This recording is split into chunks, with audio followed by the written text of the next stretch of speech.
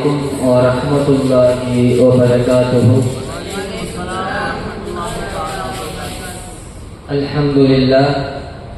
Alhamdulillahi rabbil alamin wal lil muttaqin.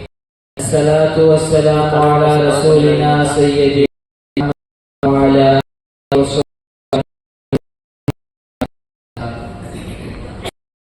alhamdulillah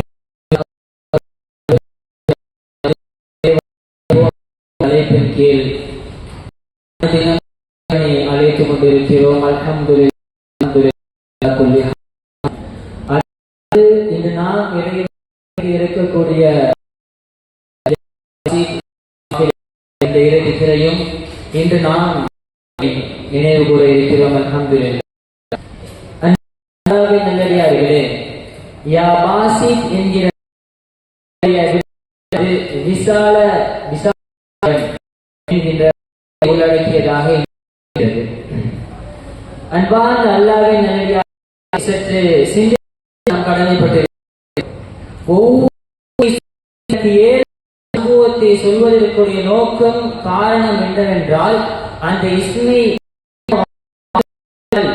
இஸ்மை நம் கல்வால் உணர்ந்து நம் மனதால் அந்த இஸ்மை திக்ர் செய்ய வேண்டும் என்பதற்காக தான் ஒவ்வொரு இஸ்மிற்காகவும் அதன் ஒரு சொல்லி அந்தஸ்தை நாம் புரிவதற்காக சொல்கிறோம். பாசித் என்கிற அர்த்தமானவன் இந்த உலகத்தில் விசாலம் தன்மை என்று சொன்ன ஒரு சம்பவத்தை அழகான முறையில் எடுத்துக்காட்ட முடியும். ஹஜ்ரத் அலைஹிவஸல்லம் அவர்கள் வாழக்கூடிய அந்த காலத்தில் சுலைமான் அலைஹிவஸல்லம் அவர்கள் இறைவனிடம் கேட்கிறார், ரப்பே, ஒரு நாள் மட்டும் நான் ஒரு நாள் மட்டும் இந்த உலகத்திற்கு நான் உணவளிக்கலாமா? கேட்கிறார். அல்லாஹ் மறுப்பு தெரிவிக்கிறான். மீண்டும் சுலைமான் அலைஹிஸ்ஸலாம் கேட்கிறார்கள். இறைவன் மீண்டும் அதற்கு மறுப்பு தெரிவிக்கிறான். திரும்ப திரும்ப சுலைமான் அல்லாஹ் அனுமதித்து விட்டான். சுலைமான் படையெல்லாம் சேர்த்து உணவை தயாரித்துக் கொண்டு உணவை கொடுப்பதற்கு கடலில் வாழக்கூடிய மீன்களுக்கு உணவு கொடுக்க மீன்கள் எல்லாம் தொடர்ந்து மீன்களுடைய பசி தீரவே இல்லை. இன்னும் அதனுடைய வாயை எனக்கு வேண்டும் என்பதாக அந்த நிலையில் சுலைமான் அலைஹிஸ்ஸலாம் இறைவனிடம் சொன்னார்கள், ரப்பே, இந்த உலகத்திற்கு உணவளிக்கக்கூடியவன் உன்னை தவிர வேறு யாரும் இல்லடா ரப்பே என்று சொன்னார்கள். இந்த சமூகத்திலிருந்து நாம் புரிந்து கொள்ளக்கூடிய விஷயம், உணவளிக்கக்கூடியவனாக இருக்கக்கூடிய ஒரே ஒரு நபர் இறைவன் மட்டும்தான். விசாலம் தன்மை இறைவனை தவிர யார்? எனவே ஆரம்பிப்போம். விசாலமுடையவனே, விசாலமாக்கி விடுவாயாக என்கிற துஆவோடு திக்ரை செய்வோம்.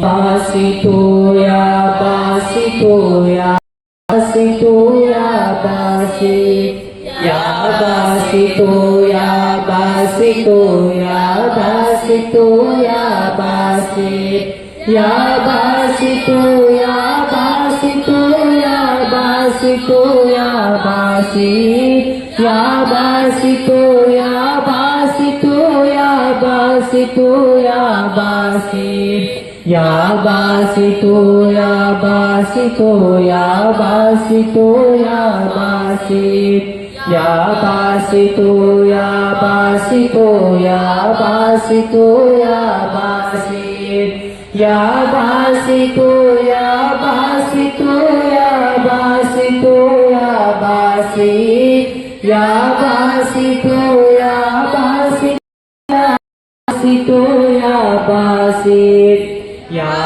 பாசிதோ யா பாசிதோ யா பாசிதோ யா பாசித் யா பாசிதோ யா பாசித்.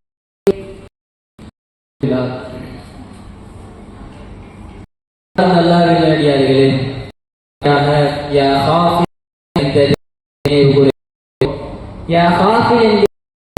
அர்த்தமாகிறது தாழ்த்தக்கூடியவன் என்ற அர்த்தத்தை உள்ளடக்கியவராக இந்த இஸ்ம் இருக்கிறது.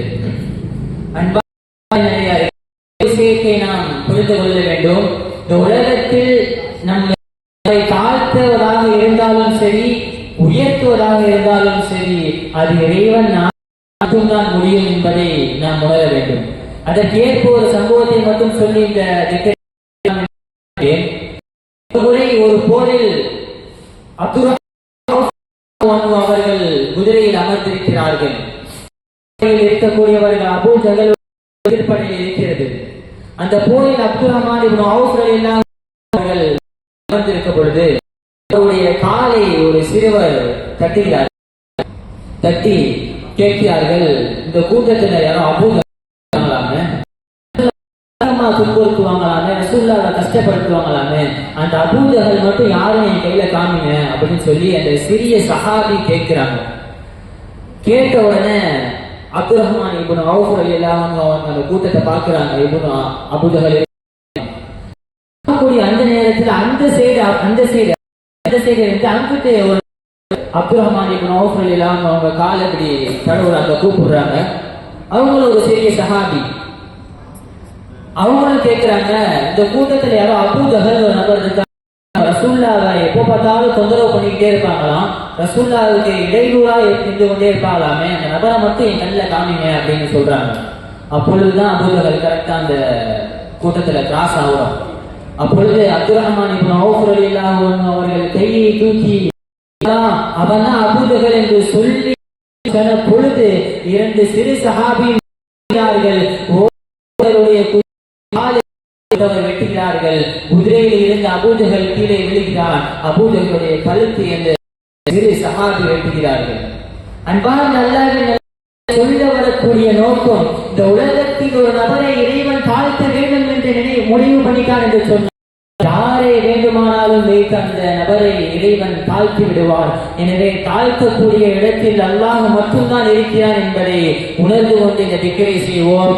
யா காஃபிலோ யா காஃபிலோ யா காஃபிலோ யா காஃபில் யா காஃபிலோ யா காஃபிலோ யா காஃபிலோ யா காஃபில் யா காஃபிலோ யா காஃபிலோ யா காஃபிலோ யா காஃபில் யா காஃபிலோ யா காஃபிலோ யா காஃபிலோ யா காஃபில் யா காஃபிலோ யா காஃபிலோ யா காஃபிலோ யா காஃபில்.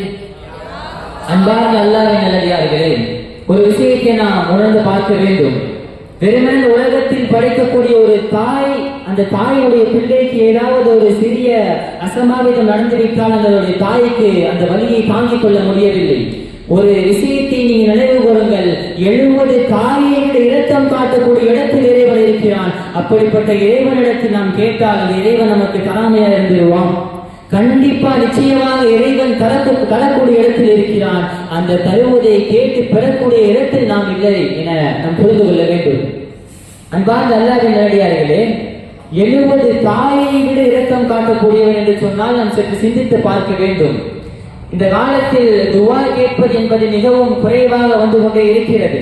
இறைவன் கொடுப்பதற்கு தயாராக இருக்கிறான் என்பதை நினைத்து நாம் துஆ கேட்க வேண்டும்.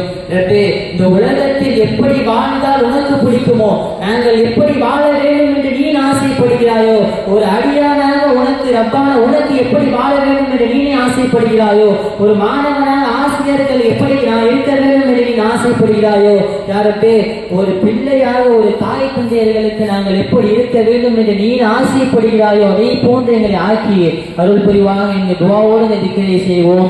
யா காஃபிலோ யா காஃபிலோ யா காஃபிலோ யா காஃபில் யா காஃபிலோ யா காஃபிலோ யா காஃபிலோ யா காஃபில் யா காஃபிலோ யா காஃபில் யா காஃபிலோ யா காஃபில் காஃபிலோ யா காஃபிலோ யா காஃபிலோ யா காஃபில் யா காஃபிலோ யா காஃபிலோ யா காஃபிலோ யா காஃபில்.